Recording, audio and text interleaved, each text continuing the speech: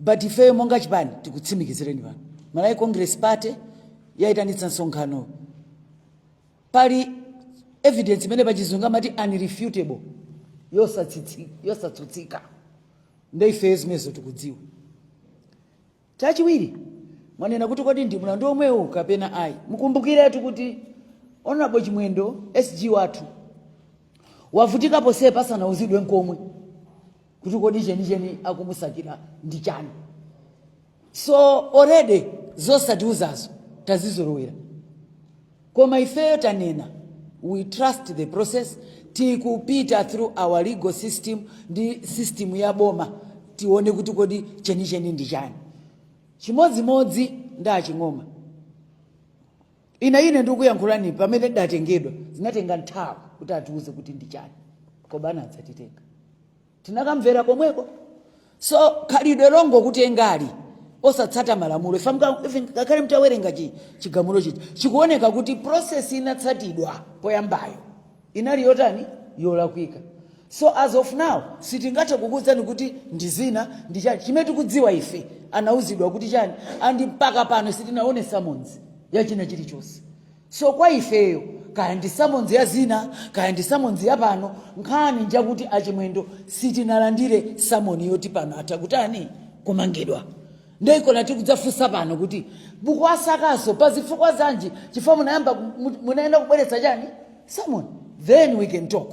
So nkhani ili pano is it a different whatever. Nkhani njakuti kukusakidwa munthu masamonzi asanatani asanafike. Ife akabwera tilibe problem. Ndi pang'ono pomwe tidzachita comply. Nkhani ina yafusidwa makamba za bwana Ching'oma iyo sitingakambeza mbiri chimene tingakuuzeni nchakuti atengedwa. Ezofu kuti ndi machaji anji ndi chani process yathu idakatsatidwa tikakhala ndi umboni tidzabwera tidzakamba. Chimene tikungokamba choti atengedwa. Mwanzafu sasa utikoti nchifukwa chani zikukuonekeranizi. Ifetu it's simple.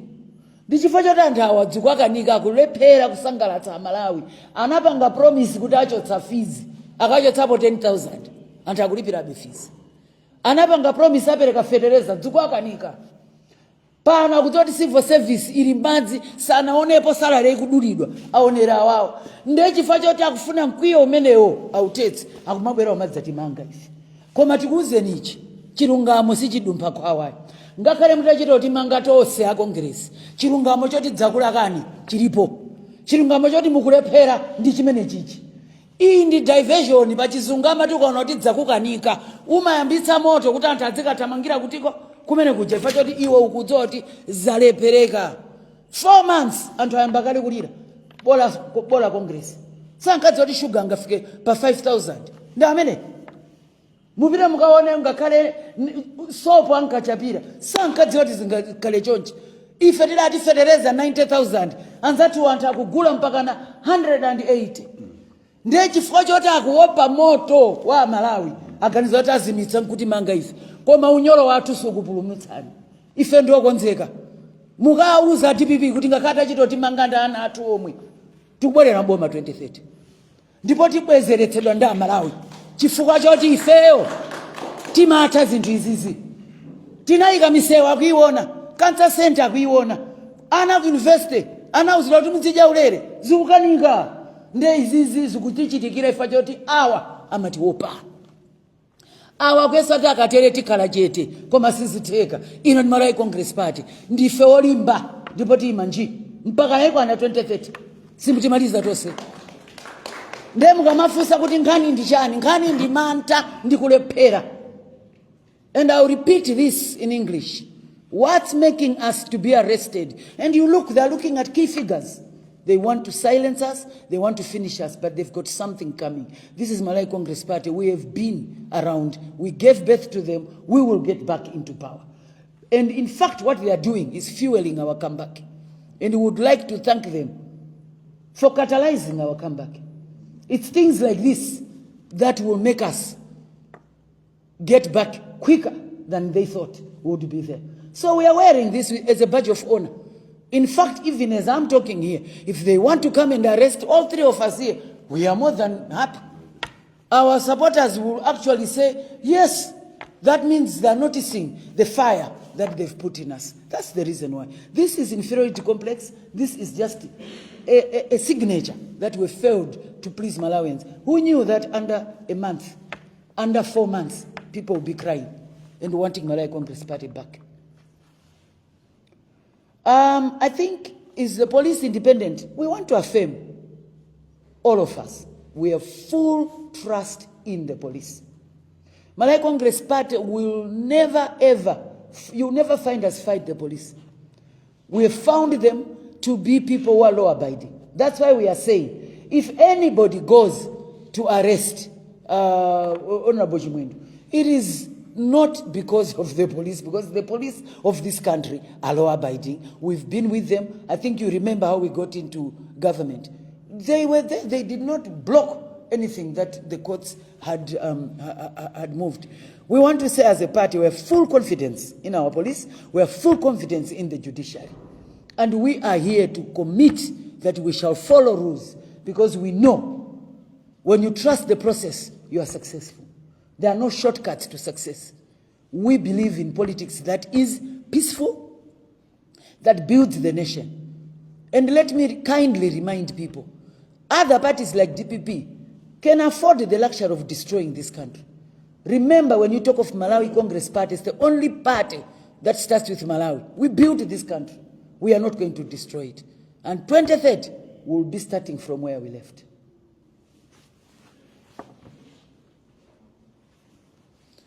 Are there other questions?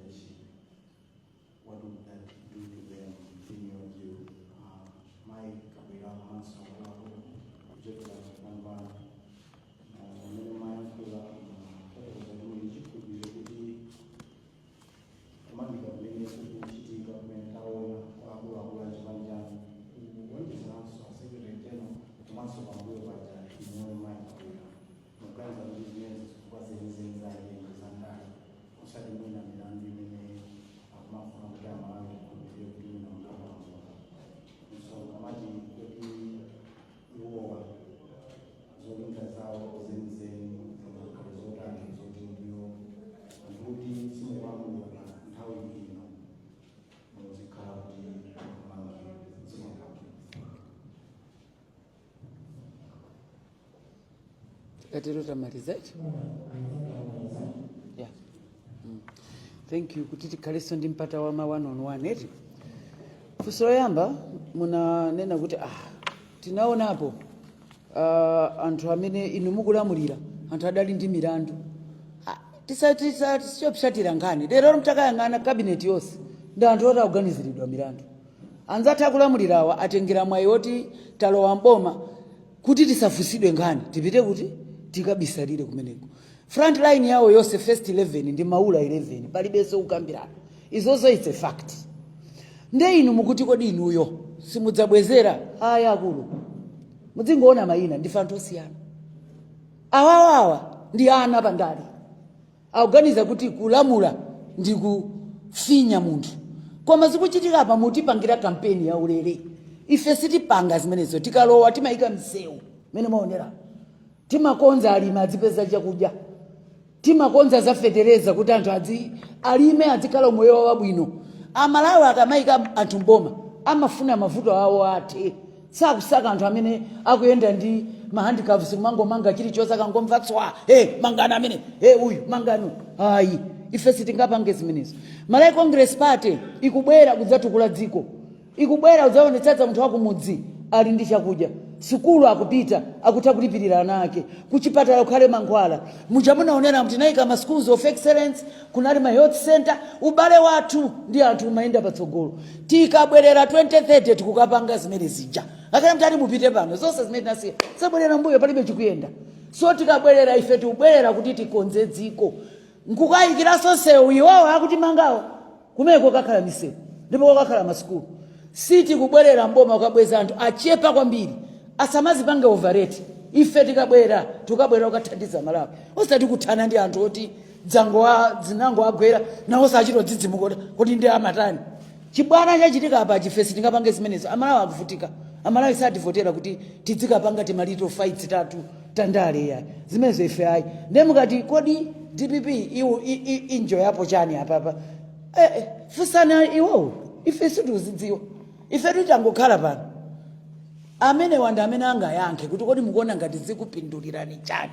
Ife kuno tipitiriza kuima nji kupanga oversight ku parliament ko ndikuonetsetsa kuti amene Amalawi akuvutika tikuthandizana nawo kuti tipeze ma solution. Tili pano kuti dziko liyende bwino osati kugwiritsa ntchito Amalawi monga political football. In English we've been asked, what precedents do you think this is setting? There was the time when you were in government and you people did not revenge on these people. But now this is what has been done. It's clear these are political arrests. And we have assured the nation, Malawi Congress Party does not take getting into government to be a chance to settle scores. No. For us, government is for making sure poor Malawians get service delivery. That's not politicized, that's equitable, one that is climate smart and is sustainable. For us, Malawi 2063, delivery to everybody is what drives us to be in government. And the good thing is, this is a sure case that 2030, sanity will prevail. The people who know how to govern will be back into government. As for now, let me remind every Malawians. In Chichewa, we have a very good proverb. It says, the wilderness is not a place to die in. So we'll get back. We are not getting back to revenge. We are getting back to govern. Instead of people saying return to proven governance, we are saying return to proven corruption and proven disobedience to law. We will bring things back to make sure that Malawians see where their taxes are going. You have asked, why is DPP doing this? What do you think they are going to benefit? To what end? DPP is best placed to answer that. As for us, we want to remain in the nation. We are here to save Malawians. And for now, as the main opposition, we will continue to play our major role of representation, oversight, and making sure that laws are done. And wherever we are, people must know. We are only remaining with 4 years and a few days. We will be back in government. In fact, 3 years and a few days. I would actually want to remind everybody, wherever you are at home, write a placard and you remove every day as it goes. You know, so many days before to the time that Malawi Congress Party gets back into government. You can even have a billboard, and I for one will kindly sponsor that, so that none of us forget.